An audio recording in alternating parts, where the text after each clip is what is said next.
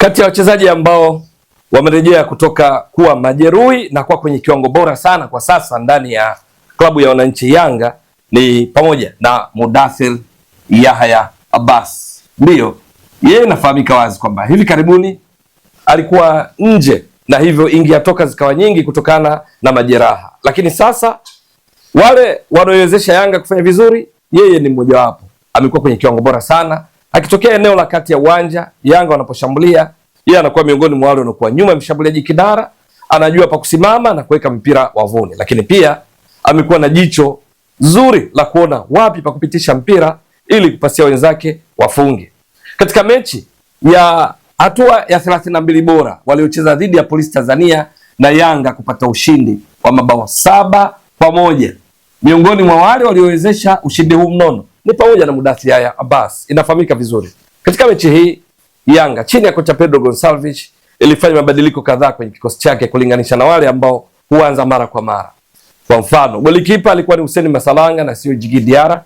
Nambari 2 alikuwa ni Kwasi Atula Yao ambaye hivi karibuni amekuwa hazi mara kwa mara kwa sababu inafahamika wazi kwamba alikuwa majeruhi kwa miezi kadhaa na ameanza kurudi kidogo kidogo. Kwenye mechi hii alianza na sio Israel Patrick Mwenda ambaye amezoeleka kuanza.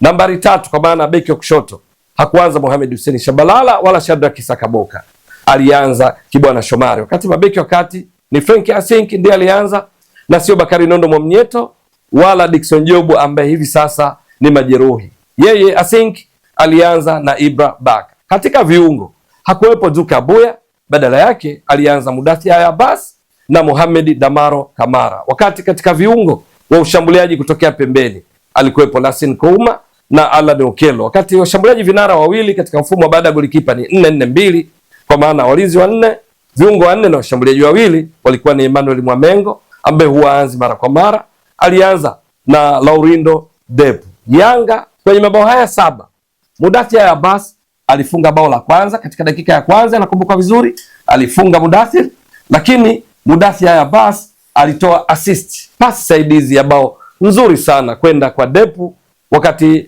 Depu akifunga bao mojawapo kati ya mabao matatu aliyofunga kwenye mchezo huu. Mudathir Yahya Abbas mbali na kuchangia mabao mawili kutokana na assist aliyotoa na bao lilofunga katika mechi hii walioshinda mabao 7-1, lakini namna alivyokuwa akicheza alikuwa kivutio haswa. Inatambulika vizuri kwamba miongoni mwa yale aliyokuwa akionyesha ni pamoja na tukio mojawapo ambalo aliwapiga chenga kiajabu walinzi wa Polisi Tanzania ndani ya eneo la 18, lakini hakufanya jaribio la kufunga, badala yake akataka kutoa pasi. Pengine angepiga shuti na kufunga lingekuwa bao bora sana kwake, kwa namna ambavyo aliwaghilibu, aliwapiga chenga na kuwazidi maarifa walinzi wa Polisi Tanzania katika tukio hilo mojawapo lililokuwa limeibua shangwe kutoka kwa mashabiki wa Yanga kwenye uwanja wa KMC Complex wakati wakishinda 7-1. Lakini kwa ujumla namna alivyokuwa akicheza akishirikiana na Mohamed Damaro Kamara katika kipindi cha kwanza kabla Damaro Kamara kuja kutoka kipindi cha pili, lakini namna alivyokuwa akishirikiana vyema na kina Lassine Kouma, Alan Okello, Depu, kwa ujumla ni kwamba Mudathir Yahya Abbas alionyesha kiwango kizuri sana kwenye mchezo huu ambao Yanga walishinda 7-1.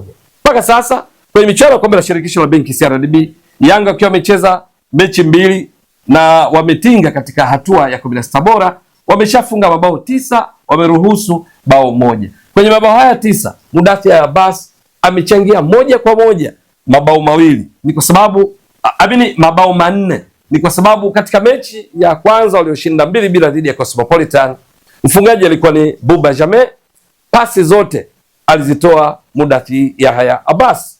Lakini katika mechi hii waliocheza dhidi ya Polisi Tanzania amefunga, ameassist, ndipo unapata jumla ya mabao 4 kati ya 9 waliofunga Yanga kwenye kombe la shirikisho.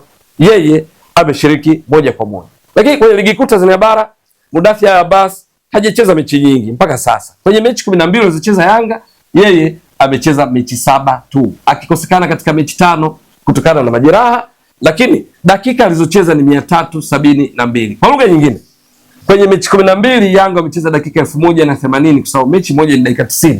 90 mara 12 ni dakika hizi. Yeye kucheza dakika 372, maana yake kucheza kwake, kwa maana ukimpima kwa dakika uwanjani ni dakika 372, chini weka dakika 1080 zidisha kwa 100, utagundua ni around 34% ya ushiriki wake kwenye mechi za Yanga kwenye ligi kuu Tanzania bara mpaka sasa. Lakini kwenye dakika hizo hizo Mudathir Abbas ambaye si mshambuliaji kinara, yeye ni kiungo ambaye wanaposhambuliwa hushuka chini kusaidiana na wenzake katika kuhakikisha Yanga inakuwa salama, lakini wanaposhambulia ndipo huenda mbele. Kwa lugha nyingine, yeye ni box to box midfielder.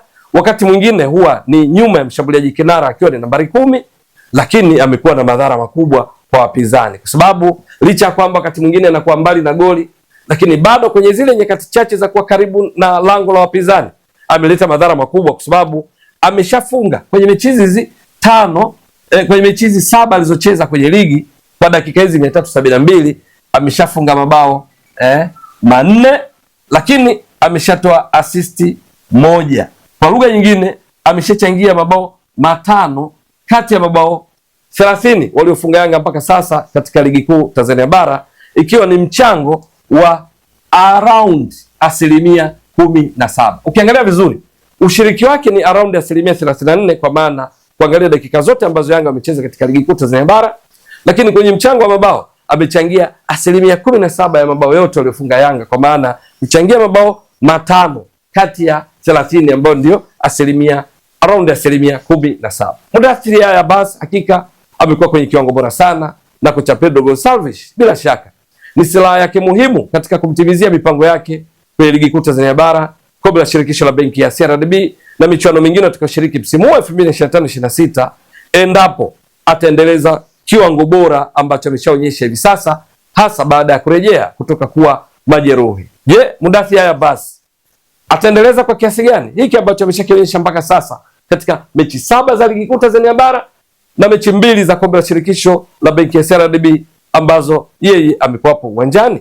Maana akiendelea na kiwango hiki, kocha Pedro Gonçalves ataendelea kutabasamu na kufurahi kama ilivyo kwa mashabiki, wapenzi, wanachama na viongozi wa Yanga, kwa sababu ya kile anachokionyesha uwanjani, akishiriki kwenye kudhuru wapinzani, kwenye kufunga, kutoa assist, lakini akishiriki kuwavuruga kwa chenga zake za maudhi, akishiriki kuwavuruga wapinzani kwa pasi zake zenye macho. Itakuwa vipi Mudathir Abbas ataendeleza yote hayo katika mechi zilizobaki za Yanga, mechi 18 kwenye ligi kuu Tanzania bara na kwenye kombe la shirikisho, endapo atafanikiwa kuwatoa TMA katika hatua inayofuata na wapinzani wengine tukakutana nao mpaka fainali ili kutetea taji lao la 5 mfululizo la kombe la shirikisho la benki ya CRDB.